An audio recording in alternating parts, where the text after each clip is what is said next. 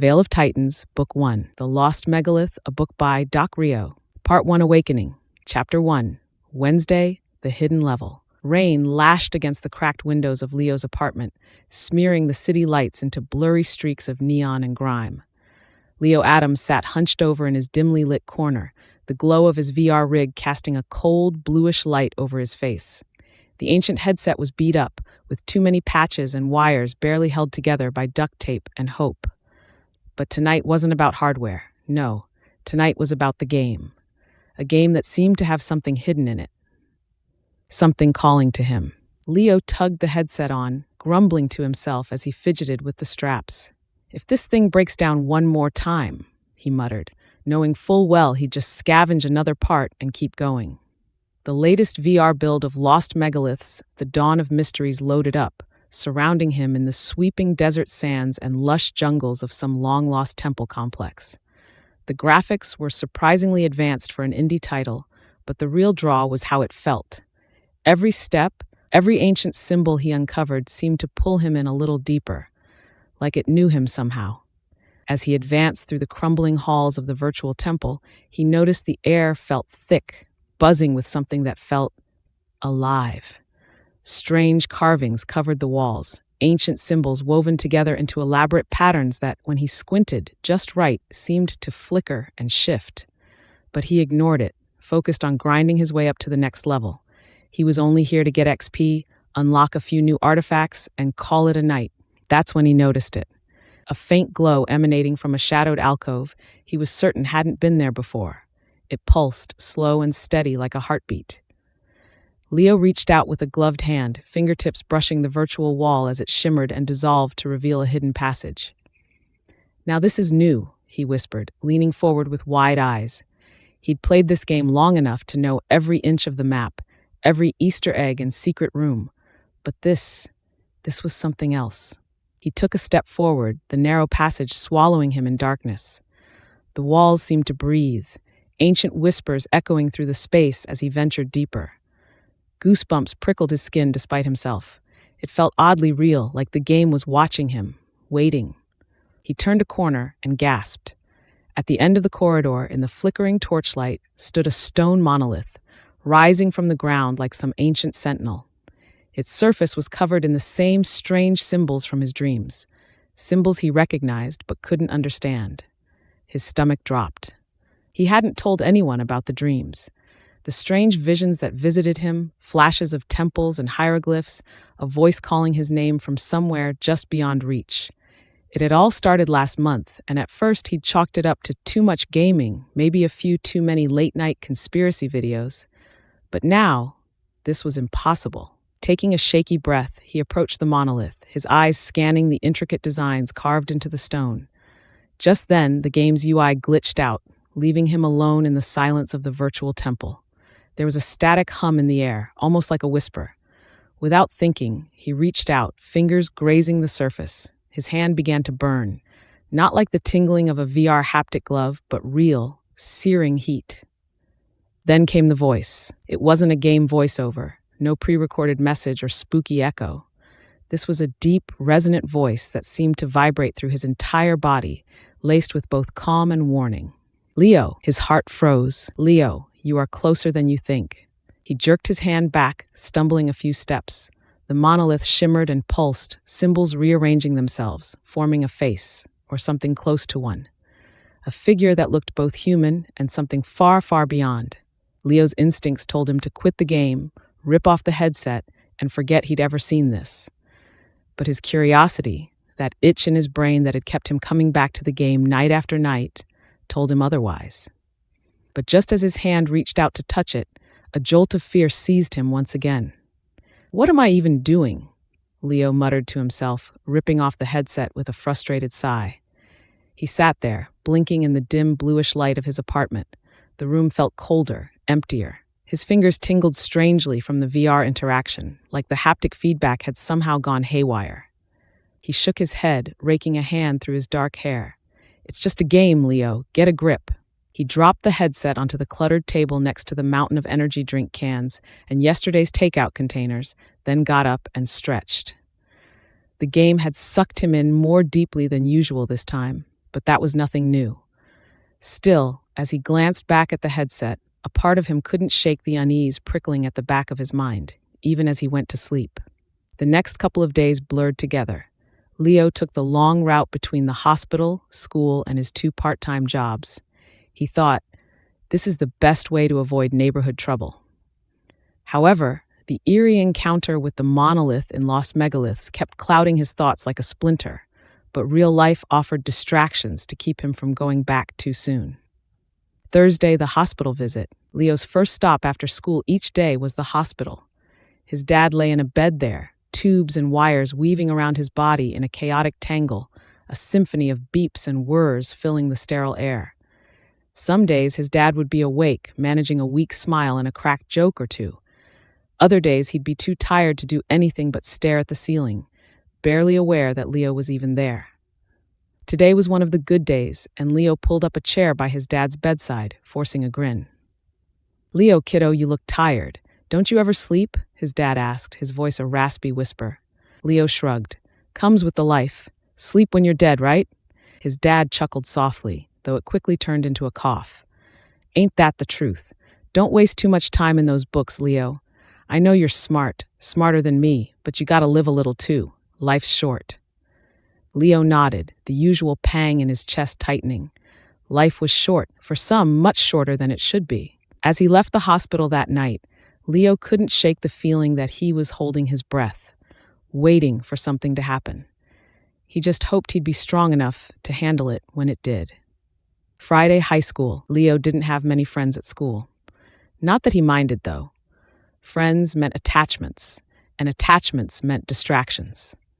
His priority was making it through school in one piece, getting his dad through treatment, and staying out of trouble with the gangs that roamed his neighborhood. But trouble always seemed to find him. In chemistry, he leaned over his notebook, sketching out diagrams while the teacher droned on. Just as he was starting to lose himself in the calculations, he felt something wet smack the back of his neck. He reached up, fingers touching a gooey mass, gum, fresh and sticky. A muffled laugh came from the back of the classroom. Leo turned around, meeting the smug faces of the school's elite. The football team thought they ruled the place, and Leo was an easy target, the quiet kid with the smart mouth. He didn't have the muscle to go toe-to-toe with them physically, but he had a weapon they lacked, a sharp wit and a whole lot of patience. He ignored the snickers, instead flashing the guys a grin. "Thanks for the gift, boys," he said in a loud voice, pulling the gum from his hair and sticking it right on the desk of the team captain. "I'll take care of it for you." That earned him a round of glares and a couple of muttered threats, but Leo was used to it. They could try to intimidate him, but they couldn't make him cower, and as always, he'd live to see another day. Friday grocery store job. When he left the hospital after school, instead of going home, he went to the first of his weekend jobs.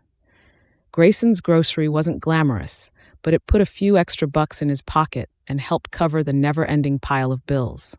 As Leo stocked shelves that Friday evening, he noticed the manager, Carl, glaring at him. Carl was a walking cliché of a boss, balding, with a permanent scowl and a tendency to bark orders like he was still leading a platoon.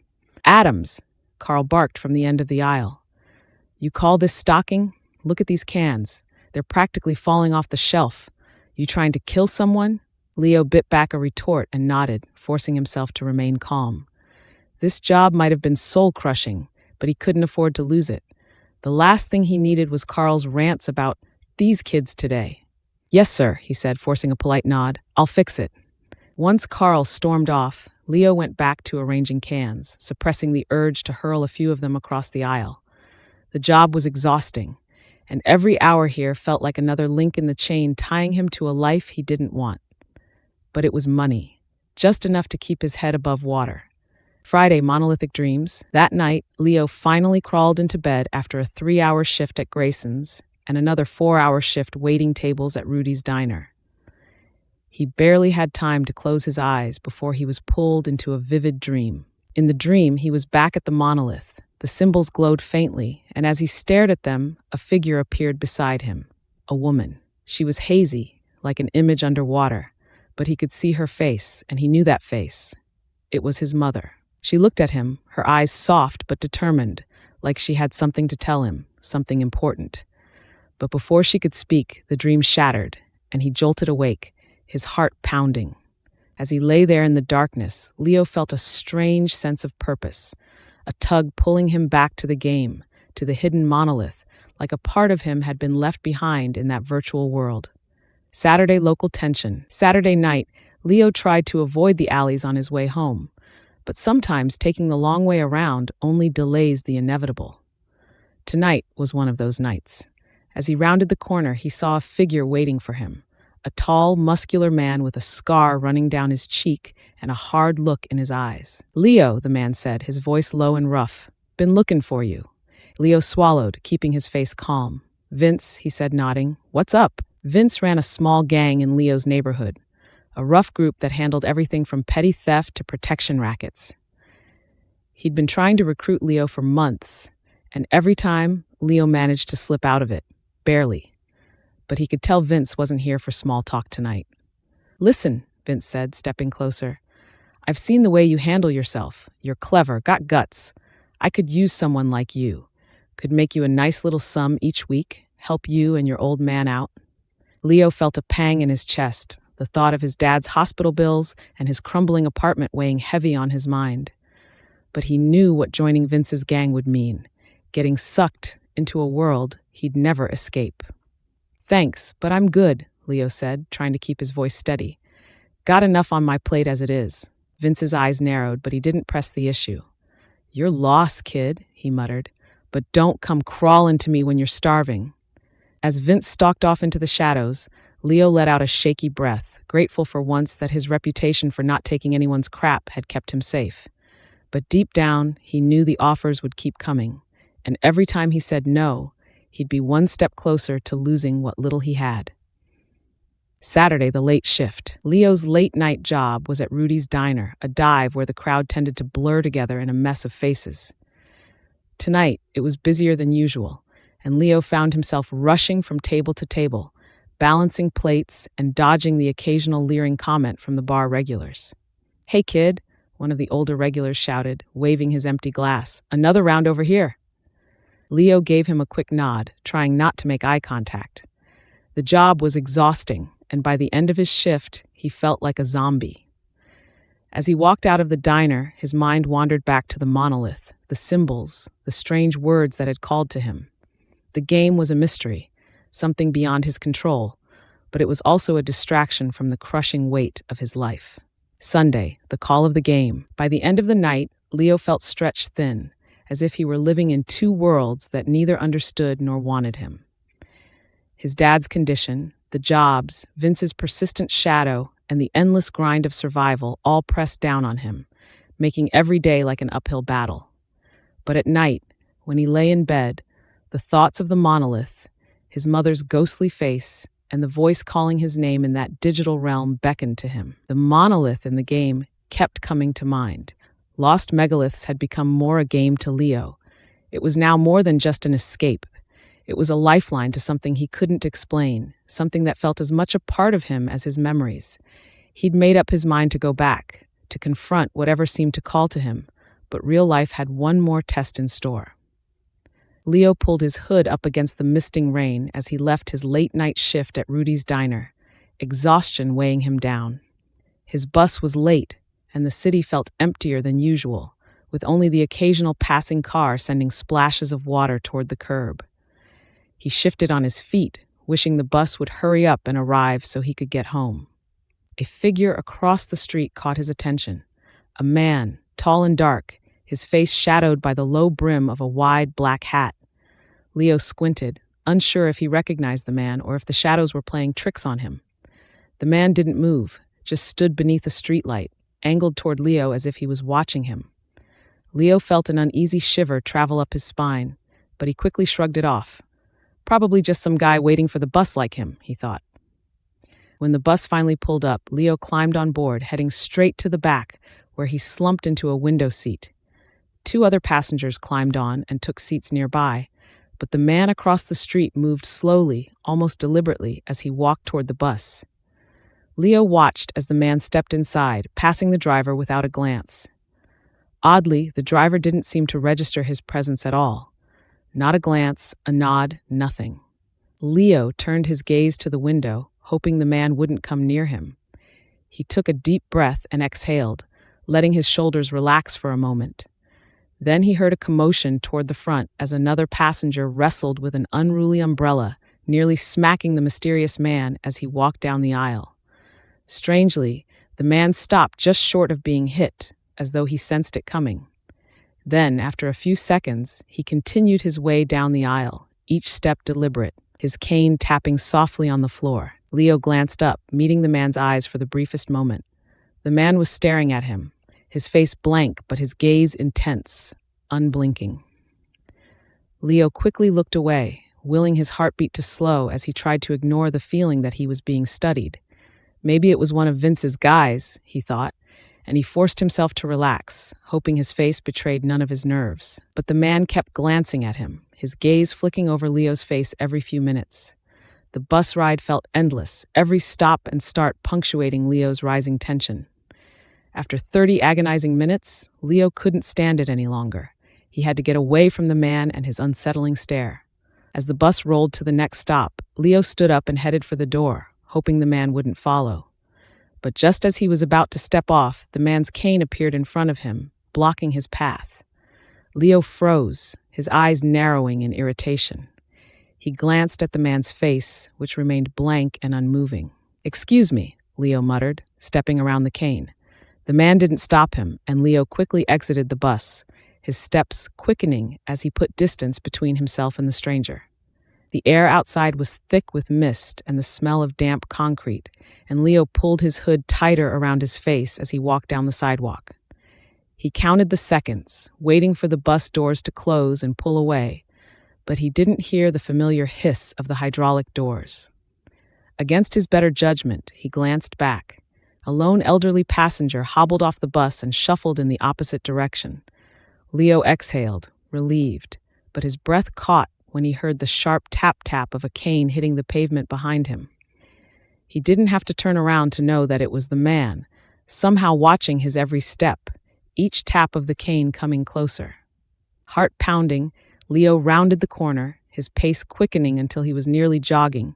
He took another corner, then broke into a full run, darting down a narrow alleyway and hiding behind a cluster of bushes near two rusted dumpsters. He crouched there, hardly daring to breathe, listening for the cane's tapping footsteps. But the street was quiet, and the mist seemed to swallow any sounds that might give the man away.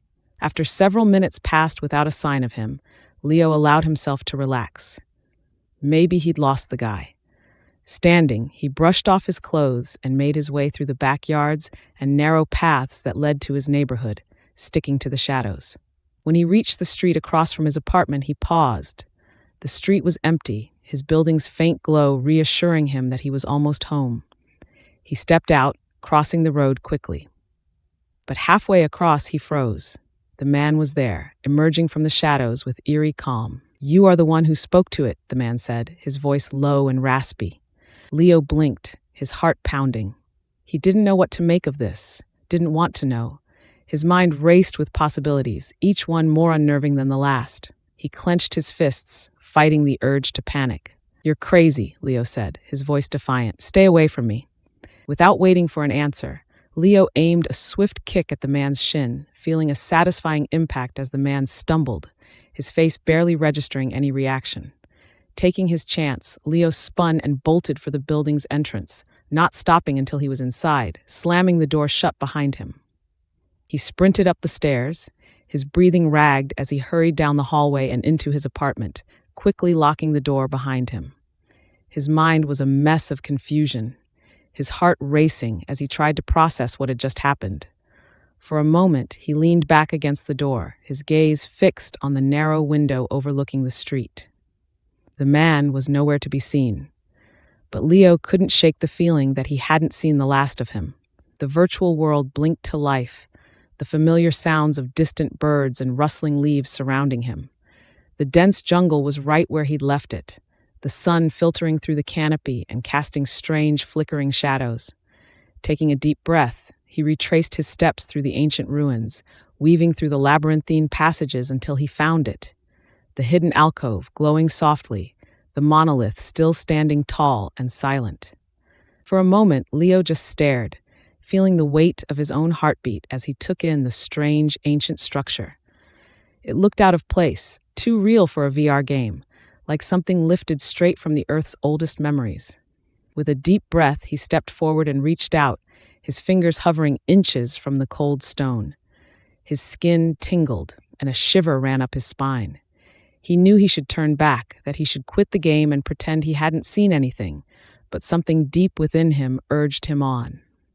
His fingers brushed the surface, and the monolith came alive. Symbols flared to life, moving and rearranging themselves as a voice echoed in the depths of his mind, a voice that was neither human nor machine, carrying an ancient weight that seemed to vibrate through his entire being. Leo, his heart skipped. Leo, you are closer than you think.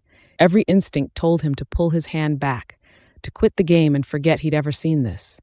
But that itch, that maddening curiosity that had brought him back here night after night, pushed him to stay.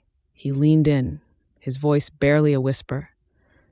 What are you? He stammered, swallowing hard. This is just a game, right? Some glitchy hidden level? The voice remained calm, as if amused. A game, yes, but is also a message.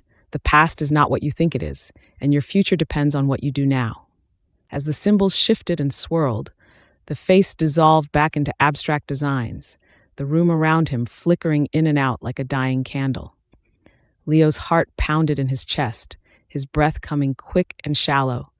He couldn't tell if it was the haptic feedback or his own body, but he felt hot, like an electric charge was building up inside him, filling him with an energy he couldn't control. With a gasp, he tore off the headset and stumbled backward, blinking in the dim light of his apartment.